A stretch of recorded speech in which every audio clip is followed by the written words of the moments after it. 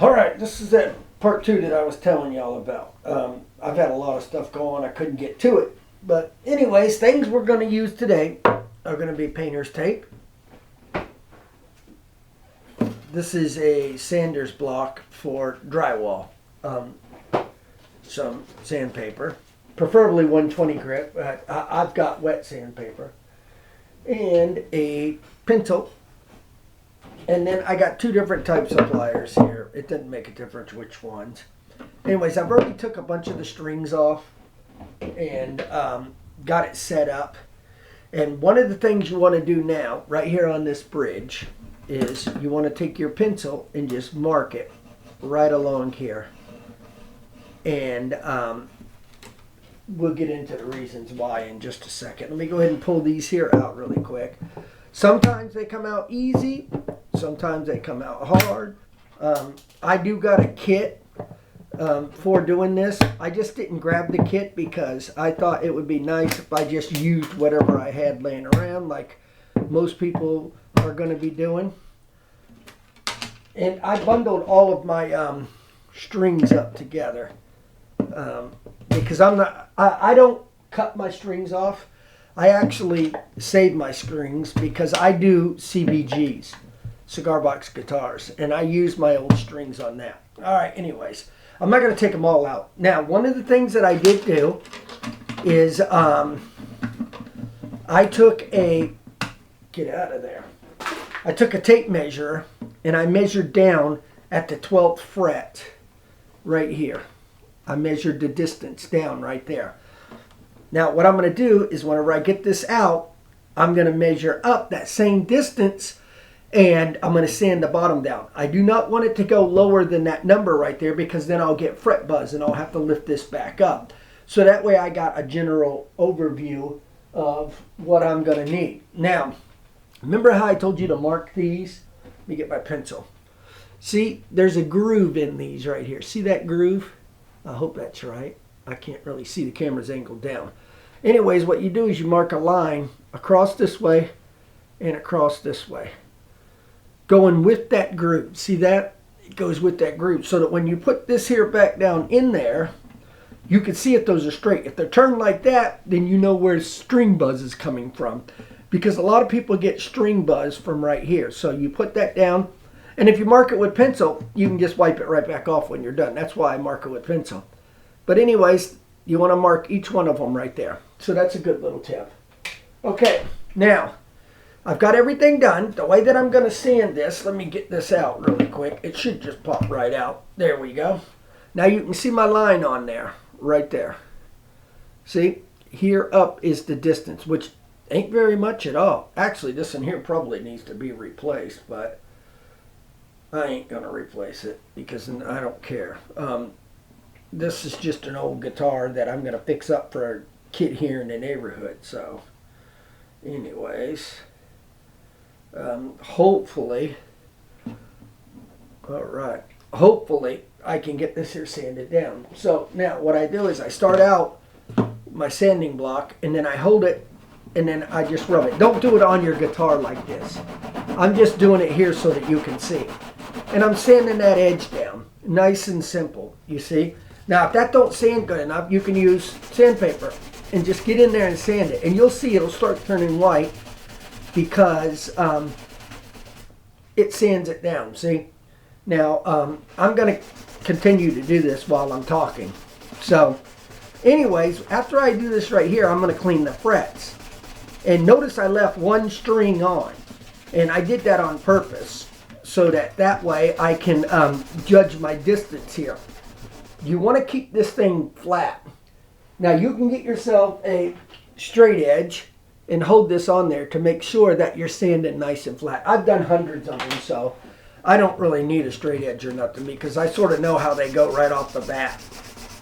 But anyways, of course I'm going to skip through different parts of this right here. You'll see me shut the video off and then restart it again. Now, once you get that sanded down, you're going to put that back in. And then you're going to retighten this string back up, that one string that you got there, which, let me go ahead and just slowly but surely get it tightened up. I always hold up on my strings whenever I'm tightening them. And normally I'd put a tuner down here and I'd get it in tune, but I'm not worried about it being in tune. Now you might hear some buzzing on this one because I got my frets taped over here. But that's close enough. Now I'm going to check my distance. See, I still got a long ways to go down on this. So I'm going to pause the camera, sand this thing way down a little bit further, and get it to where I need it before we go to the next step. Okay? Let me pause that. All right, now it's back on. I did a lot of sanding on it. I went and got me this small little torpedo level. Anyways, what you want to do is you want to lay it down on here like so.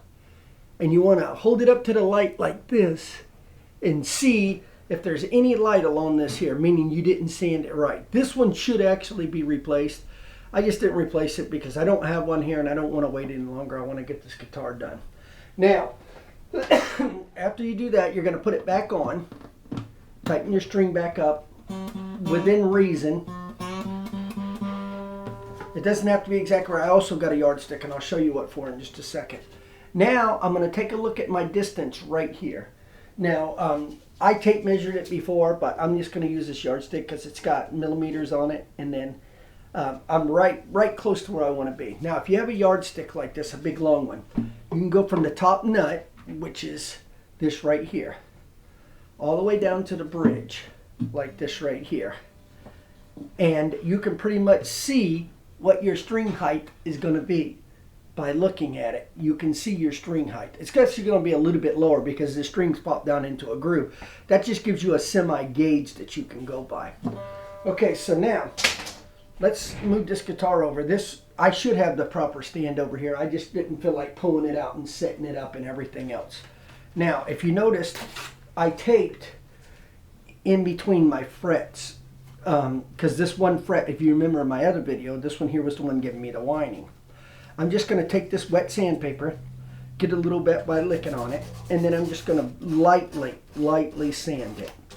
It's not going to take much, and then you can do each and every one of them. I felt it come off, so I'm not going to have to do that anymore.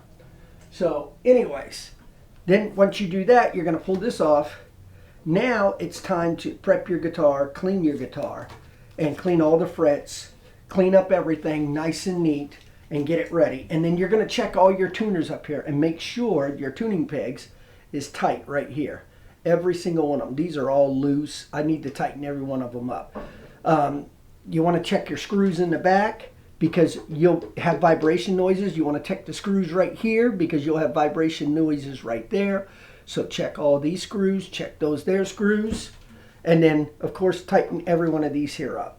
Then clean it all off really good. Use whatever cleaner you want. I don't recommend any specific cleaner because I use whatever I got on hand. 9 times out of 10, they're just wipes. So anyways, once I get that all cleaned, then I'll go ahead and put my strings back on. That's when I'll adjust this neck right here with an Allen screw right here. And I will, this way we'll lift it, this way we'll drop it.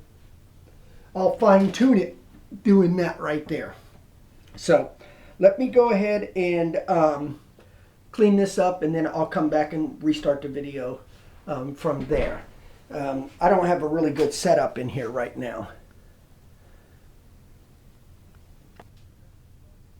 All right, now I didn't clean it because this is not my personal guitar. It's one that I'm going to give away. So, I mean, it is my guitar. It's just one I'm going to give away. So I'm not going to put a lot of time and effort into it because then technically I'm losing money. Well, I'm losing money anyways because I'm giving it away. But I mean, you know what I'm saying. Okay, anyways, one of the things that you want to look for right now is you want to feel each one of your frets, make sure there's no roughness on them, and you want to feel the outside edges and make sure they're smooth. Rub your finger down them. If they're not smooth, then you got to file them, which is a whole nother video.